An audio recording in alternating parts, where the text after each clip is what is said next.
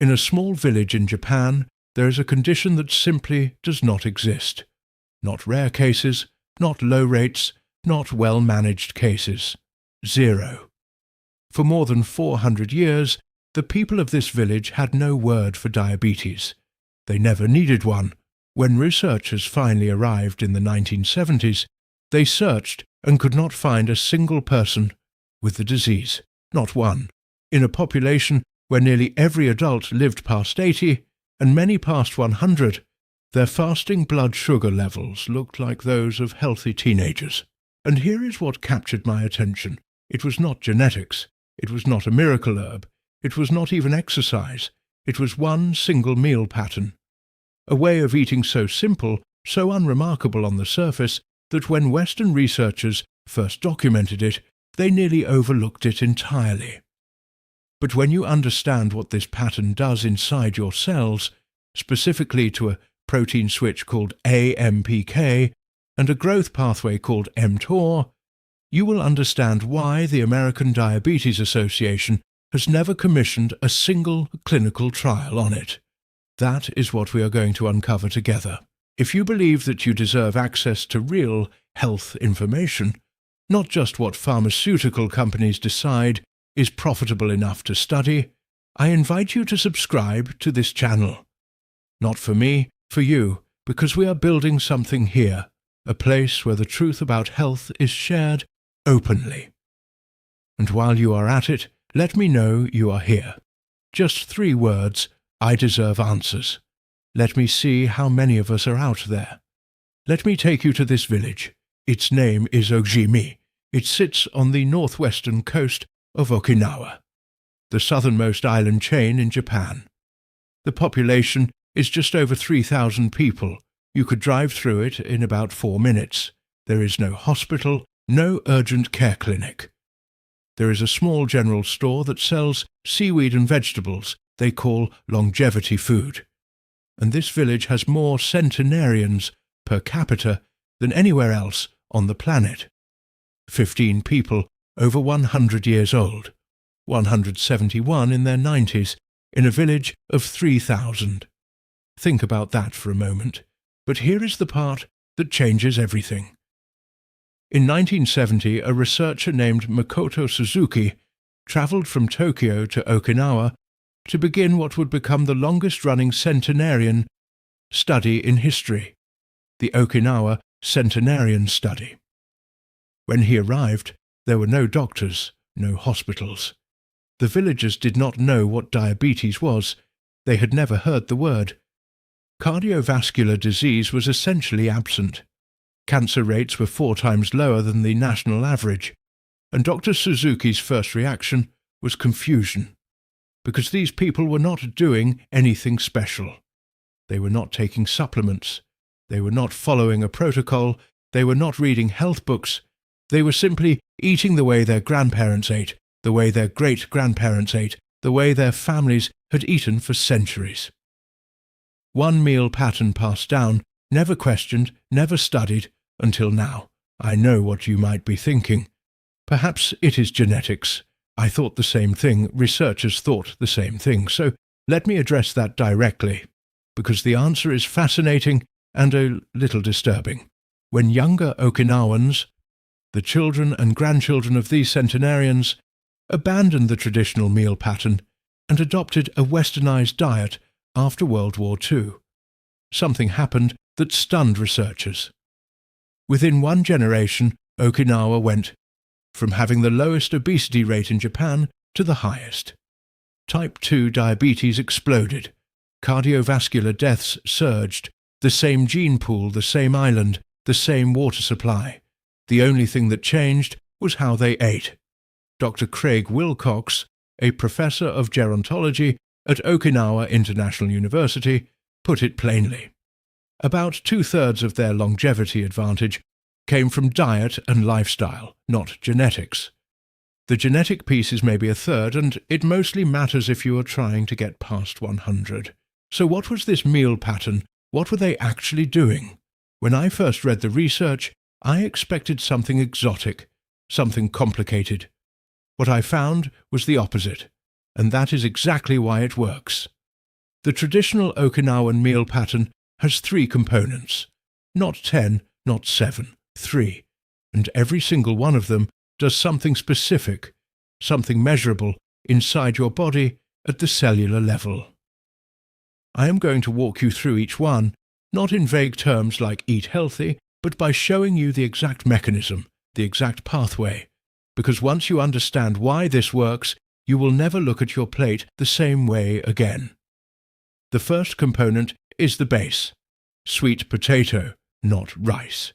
Here is something most people do not realize. Unlike mainland Japan, where white rice has been the dietary staple for centuries, the people of Ogimi build their entire diet around sweet potatoes. Not regular potatoes, not yams from the grocery store, but Okinawan sweet potatoes. The purple and orange varieties, they called them imo. And for most of their history, sweet potatoes made up 60 to 70% of their total calorie intake. 60 to 70% from one food. Now here is why that matters, and why it matters specifically for blood sugar. White rice has a glycemic index of around 73 to 89, depending on the variety.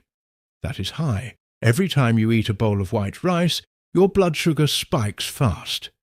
Your pancreas dumps insulin, and over decades, those repeated spikes wear down your insulin receptors. That is how type 2 diabetes starts, slowly, silently. Sweet potatoes have a glycemic index of around 54. Some purple varieties test even lower, in the mid-40s. That is a massive difference, but the glycemic index is only half the story. The Okinawan purple sweet potato contains something that white rice does not. Anthocyanins. These are the compounds that give the flesh its deep purple color. In a study published in the peer-reviewed journal Helion, researchers demonstrated something remarkable. Purple sweet potato anthocyanins did not just lower blood sugar in diabetic mice, they normalized it. They brought fasting blood glucose from diabetic levels down to near normal. And they did it in just 10 days by restoring gut bacteria populations that had been destroyed by a high-fat diet. Another study, published in Food Chemistry, gave healthy men an anthocyanin, rich extract from purple potatoes, alongside a standard meal. The result was a significant reduction in both postprandial glucose and insulin, meaning their blood sugar and insulin did not spike the way they normally would after eating. The mechanism is that these anthocyanins inhibit 2 enzymes, alpha amylase and alpha glucosidase, which are the enzymes your body uses to break starch down into sugar. When you slow those enzymes down, sugar enters your bloodstream gradually, not all at once. Your pancreas does not have to scream for help, and the Okinawans were eating this every single day for 400 years. But sweet potatoes were just the foundation. The second component is where it gets really interesting. It is the protein ratio: fish, soy, and almost no red meat. The traditional Ogimi meal plate looked nothing like what the average American eats. It was about 85% plant-based carbohydrates, 9% protein, and 6% fat. That is barely any protein by modern standards. But stay with me. The protein they did eat came almost entirely from 2 sources: fish and soy. Tofu, miso soup, edamame, fermented soy, and small portions of fish, usually bonito or other local varieties. Red meat was rare. Pork was consumed, but mostly during festivals, not daily. The total protein was not high, but the quality was strategic. Soy protein specifically has been studied extensively for its effects on diabetes risk. A major Japanese prospective study, the JACC study, followed over 21,000 healthy adults aged 40 to 79. Women who consumed tofu almost daily had a 33% lower risk of developing type 2 diabetes compared to women who ate it less than 3 times per week. 33%. Why does soy do this? Soy isoflavones, particularly genistein and didzine, improve insulin receptor sensitivity. They help the receptor on the surface of your cells actually respond to insulin again. Think of it like this. If your insulin receptor is a lock and insulin is the key, what diabetes does is gum up the lock. Soy isoflavones clean the lock. The third component is the piece that ties everything together. It is called harahachibu, the 8/10 rule. The Okinawans have a saying, a 2,500-year-old Confucian teaching. Before every meal they remind themselves, harahachibu. It means eat until you are 80% full. Not stuffed, not satisfied. 80%. You push back from the table while you could still eat more. Every meal, every day, for your entire life. This sounds simple, almost too simple, the kind of thing you might read in a wellness magazine and forget about. But when researchers at the Okinawa Research Center for Longevity Science actually quantified what this practice does, the findings were staggering. They estimated that traditional Okinawans consumed 10 to 15% fewer calories than what standard nutritional guidelines recommend. Not dramatically less, not starvation, just a consistent, moderate caloric gap every single day for decades. And that gap, that 10 to 15%, activates something inside your cells that most doctors will never explain to you. Now this is the part where I need you to really pay attention, because what I am about to explain is the mechanism. This is why it works. And once you understand this, you will understand why the American Diabetes Association has spent billions studying drugs and $0 studying this meal pattern. Inside every cell in your body, there is a molecular switch. It is called AMPK, adenosine monophosphate activated protein kinase. A complicated name, but a simple concept. Think of it as your cell's fuel gauge. When your cells have plenty of energy, when you have just eaten a big meal, when glucose is flooding in, AMPK is quiet. It sits back and lets another system take over. That system is called mTOR, mechanistic target of rapamycin. And mTOR's job is growth, cell growth, fat storage, protein synthesis, building. Now mTOR's not bad, you need it, but here is the problem. In the average American senior, eating 3 full meals a day plus snacks, plus dessert, mTOR is active almost constantly, all day long. Your cells are always in build and store mode, and when mTOR is chronically overactive, it does 3 things that directly contribute to type 2 diabetes. First, it reduces insulin receptor sensitivity. Your cells stop responding to insulin as effectively. Second, it promotes fat storage, particularly visceral fat, the fat around your organs that drives inflammation. Third, it suppresses autophagy, which is your body's cellular cleanup system, the process that removes damaged proteins and dysfunctional cell parts. When autophagy shuts down, damaged cells accumulate, inflammation rises, and your metabolic system starts to break. This is published science. A study in the journal Diabetes demonstrated that AMPK activation is the critical mediator of how caloric restriction improves insulin sensitivity in skeletal muscle. When the researchers knocked out the AMPK gene in mice, caloric restriction stopped working completely. The blood sugar benefits disappeared. That is how important this switch is. Now here is what happens in the Okinawan meal pattern. When you eat until 80% full consistently, day after day, your cells experience a mild energy deficit. Not starvation, not deprivation, but a gap, and that gap triggers AMPK activation. And when AMPK turns on, it does the opposite of everything mTOR does. AMPK improves insulin receptor sensitivity. It promotes fat oxidation, burning fat for fuel instead of storing it. It activates autophagy, cleaning out the cellular garbage. It suppresses chronic inflammation.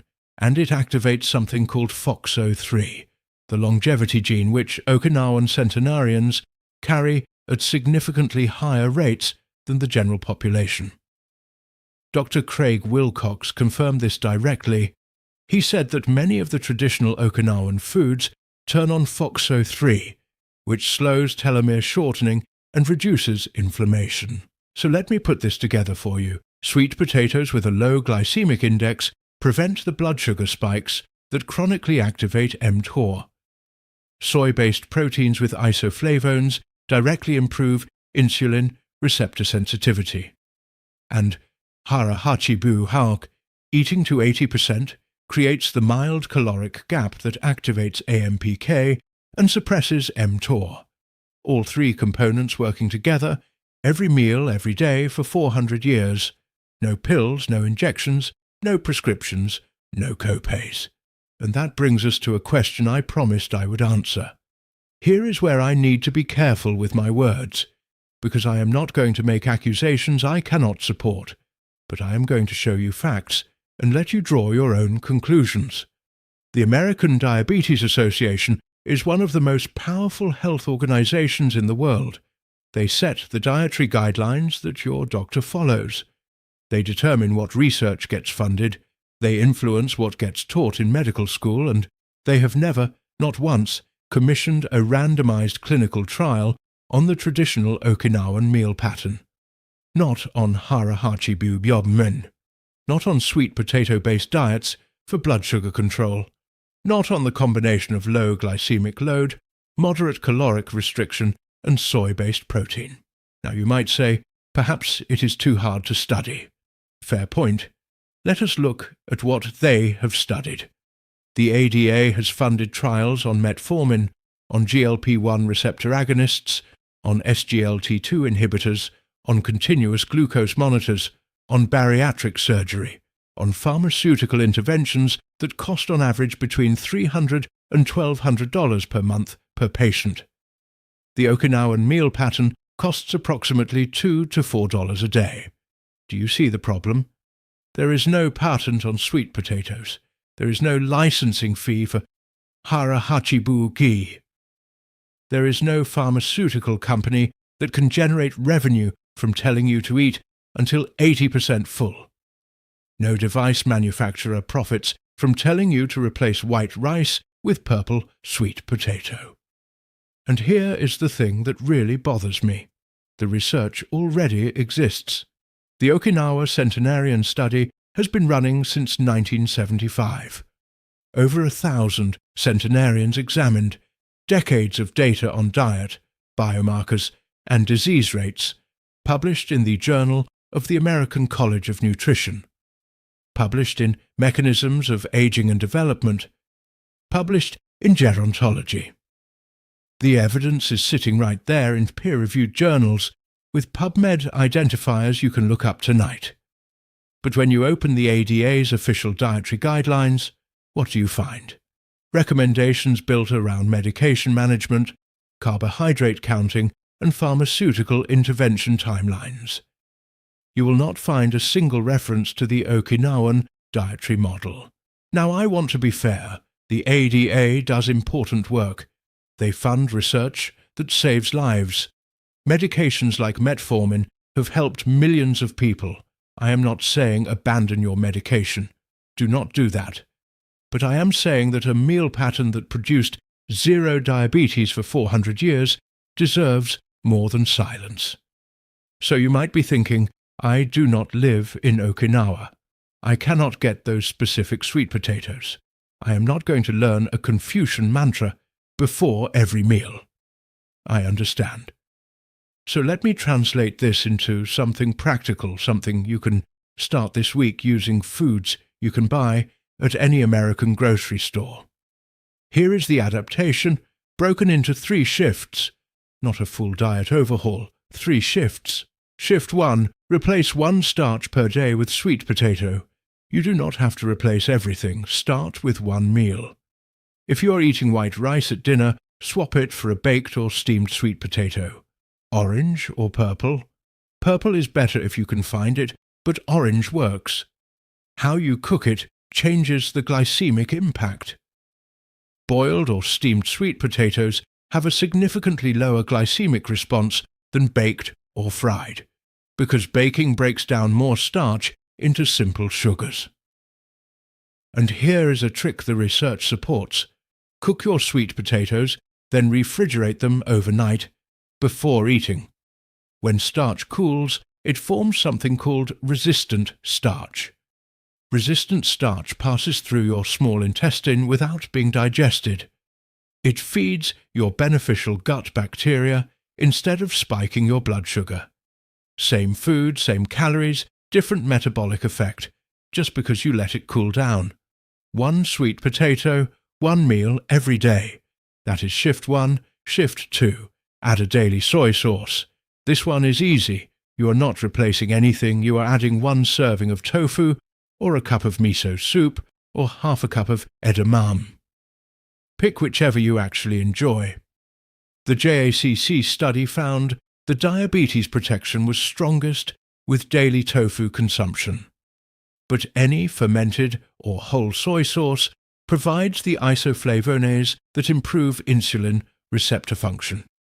Important note, I said soy, not soy protein isolate, not soy supplements, not processed soy burgers with 14 ingredients. Whole soy foods, the way the Okinawans ate them. Simple, minimally processed. If you are on thyroid medication, talk to your doctor first. Soy can interact with thyroid hormone absorption if eaten at the same time as your medication, but the fix is simple. Just separate them by a few hours. That is shift 2. Shift 3. Practice the 80% rule. This is the hardest one. Not because it is complicated, but because it requires you to fight a habit you have had your entire life. Most Americans eat until they feel full. That is 100%, sometimes 110. The Okinawan practice is to stop at 80%, consistently. Here is how to actually do this. First, eat slower. Put your fork down between bites. It takes roughly 20 minutes for your brain to register satiety from your stomach. If you finish a meal in 8 minutes, you have already overeaten before your brain catches up. Second, use a smaller plate. It sounds trivial, but it is not. Research consistently shows that plate size affects portion size, which affects calorie intake without the person consciously noticing. Third, after you have eaten what feels like enough, wait 10 minutes before getting more. Just 10 minutes. If you are still hungry after 10 minutes, eat a small amount more. Most of the time, you will not be. You are not starving yourself. You are creating a 10 to 15% caloric gap. The same gap that activates AMPK, the same gap that suppresses mTOR, the same gap that kept an entire village diabetes-free for 4 centuries. Now, before you rush off and start all 3 of these, there are mistakes people make when they try to copy this pattern. Some of these mistakes can actually cancel the benefits entirely. Let me save you the frustration. Mistake 1, eating sweet potato with a high sugar topping. You baked a sweet potato, great. Then you loaded it with brown sugar, marshmallows, maple syrup, or honey. You just destroyed the glycemic advantage. The whole point of the sweet potato was its moderate glycemic index. When you pour sugar on top, you turn a blood sugar stabilizing food into a dessert. Your pancreas does not know the sugar came from a healthy base. Sugar is sugar. The Okinawans ate their sweet potatoes plain, steamed. Sometimes with a little miso or turmeric, that is it. If you need flavor, try cinnamon. Cinnamon has been shown in some studies to support insulin sensitivity. Or use a small amount of miso paste. But the moment you add sweetener, you have cancelled the mechanism. Mistake 2. Practicing the 80% rule at dinner, but snacking all day. Harahachibu does not work if you eat to 80% at meals and then graze on crackers, granola bars, and processed snacks between meals. The entire point of the caloric gap is that your cells spend meaningful time in that low energy state where AMPK activates. If you are constantly eating even small amounts, mTOR stays active. AMPK never fully engages. The traditional Okinawans ate structured meals. They did not snack. The concept of eating between meals barely existed in their culture. This is not about willpower. It is about giving your cellular machinery time to switch modes.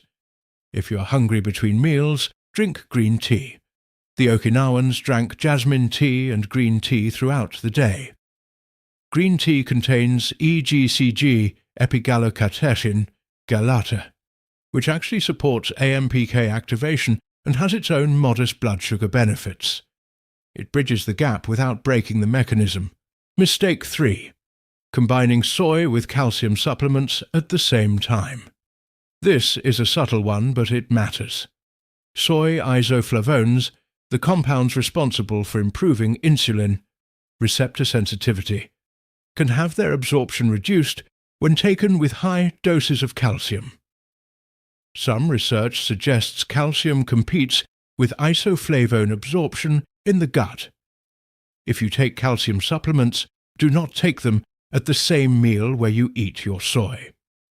Separate them by at least 2 to 3 hours.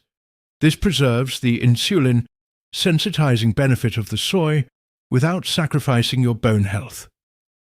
The Okinawans got their calcium primarily from leafy greens, small fish eaten with bones, and seaweed, not from supplements. Their calcium intake was spread throughout the day in food form, not concentrated in a single pill. Mistake 4. Thinking this works overnight. The Okinawans did not eat this way for 2 weeks and declare victory. This was a lifelong pattern. The benefits, the AMPK activation, the insulin receptor repair, the mTOR suppression, these are cumulative. They build over weeks, months, and years. If you try this for 5 days and check your fasting glucose, and it has not budged, do not quit. You're asking your cells to reverse decades of metabolic damage. Give it time, 90 days minimum, before you assess meaningful change in your HbA1c. That is about the lifespan of a red blood cell, which is what the HbA1c test actually measures. Consistency beats intensity every time. Let me bring this full circle. There is a stone marker in the village of Ogimi. It is old, weathered, and carved into it in Japanese are words that roughly translate to this: at 80, you are merely a youth. At 90, if your ancestors invite you into heaven, ask them to wait until you are 100. Then you might consider it. That is not poetry. That is what they actually believe. Because in that village, living to 100 is not remarkable. It is expected. And the foundation of that expectation is one meal pattern: sweet potatoes instead of processed starches, soy-based protein instead of inflammatory red meat, and the discipline to push back from the table while you could still eat more. No patents, no prescriptions, no monthly copays, no insurance pre-authorizations. Just food prepared simply, eaten wisely for 400 years. The American Diabetes Association may never study it. Your doctor may never mention it. But now you know. And knowledge is the one thing nobody can bill you for. If this video changed the way you think about food and blood sugar, share it. Send it to someone you care about, someone over 65 who deserves to hear this. Because the people who profit from keeping you medicated will not share it for you. And if you want to go deeper, I have another video that breaks down exactly which foods spike your blood sugar in ways you would never expect, including 3 healthy foods that are actually worse than candy for seniors. Thank you for watching. Thank you for trusting this channel with your health.